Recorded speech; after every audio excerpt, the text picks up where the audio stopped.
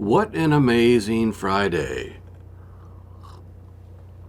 After a very long week and a beautiful, beautiful hump day drop, most beautiful drop ever, is perhaps the best drop in American history. It's really, really good. Really, really good. Hope everybody loved it.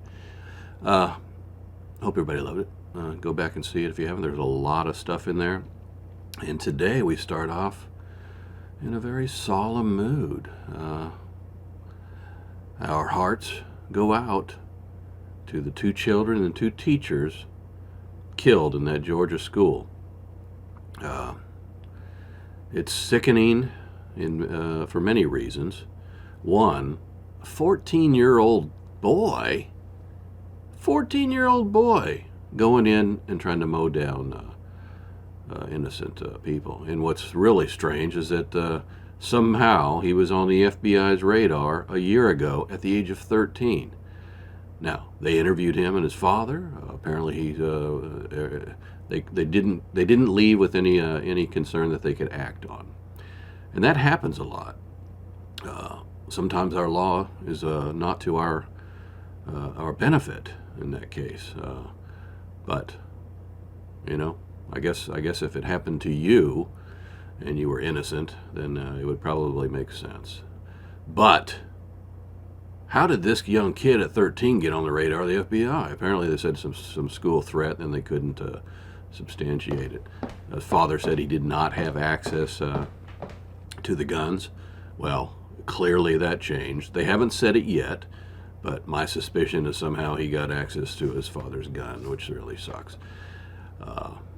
There was a person at the school who had a gun, and the stupid kid surrendered. Usually that's a one-way ticket when they do that. Anyway, of course, Democrats are using this as a campaign point to talk about gun control. They don't understand the simplicity of this situation. Okay, somebody that has an objective of killing, murdering, maiming people, they will find a way. Whether it's a gun, whether it's a knife, whether it's some other explosive item, they will find a way because they are bad people. Okay? If you were to ask a liberal, what exactly is your objective when you talk about gun control? They're likely going to respond with this. Oh, we'd like to see all guns banned. That would be our objective. Okay, and then you follow up, and they can never answer this question. Okay, what are you going to do about the criminals? Remember, criminals don't follow laws. So even if you banned all weapons, we would now be sitting ducks to criminals who don't abide by laws. It's such a very simple thing. Crime would actually skyrocket under those circumstances. Anyway, that's my pitch on that. It's not about the gun. It's about the person that fired the gun. All right. So here we are. Meanwhile, those Venezuelans in Colorado, okay, I'm looking over here. This is very sad. Aurora Borealis.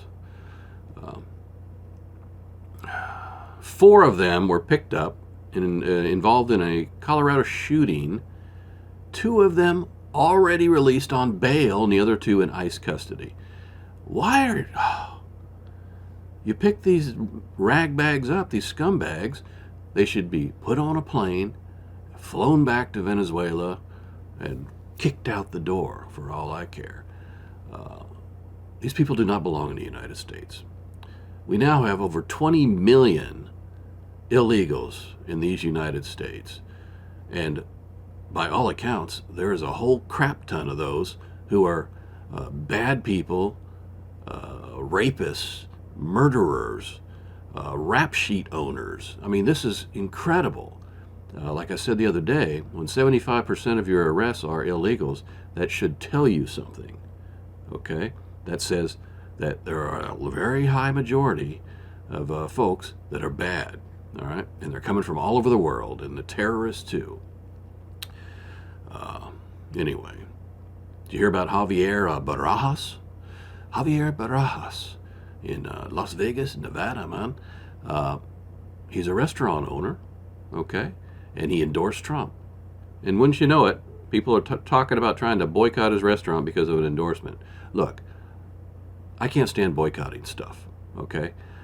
There are reasons that you could. For example, the people, not the people, that maybe the causes that an organization or business may support. I mean, if somebody is a Nazi sympathizer, for example, yeah, I'm not going to that restaurant. I'd boycott that restaurant. But if the owner of a restaurant simply has a choice of a candidate for president, I don't care.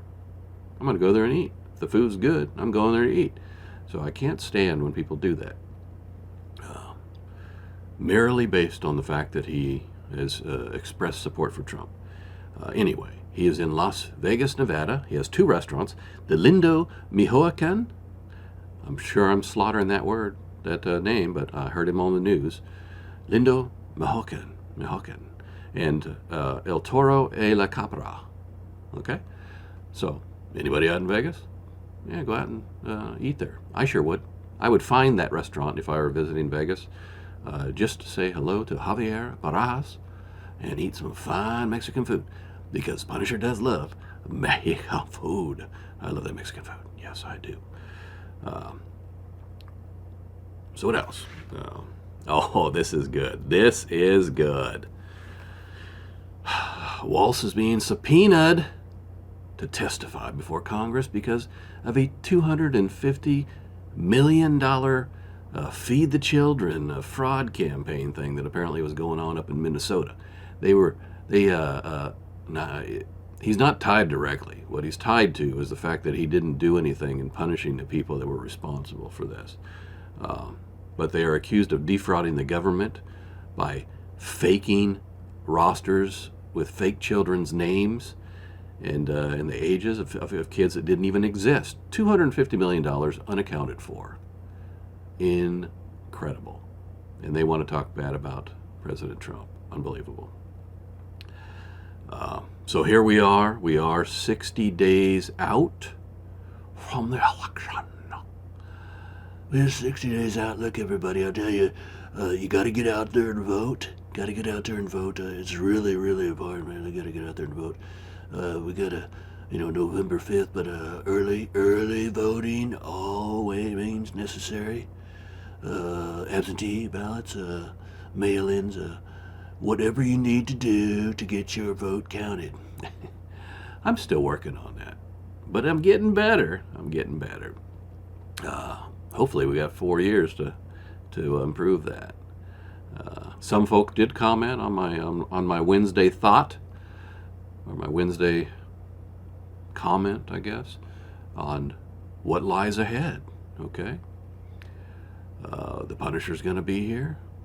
Punisher's going to be here always, solving our most delicate crimes and issues presented facing us. Anyway, you know it. I know it. The American people know it. We are at Operation Sleestack 6.0. We are at Operation T24 Steadfast 6.0. As I said, neck in neck.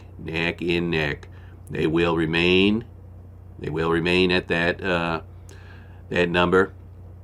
Folks have been watching the screen for interesting clues. Keep watching. I will let you know when a poker chip is up for grabs. Okay, so you know it. I know it. Them the American people know it. Scrooge Inside Bulger. We'll talk to you later. Bye.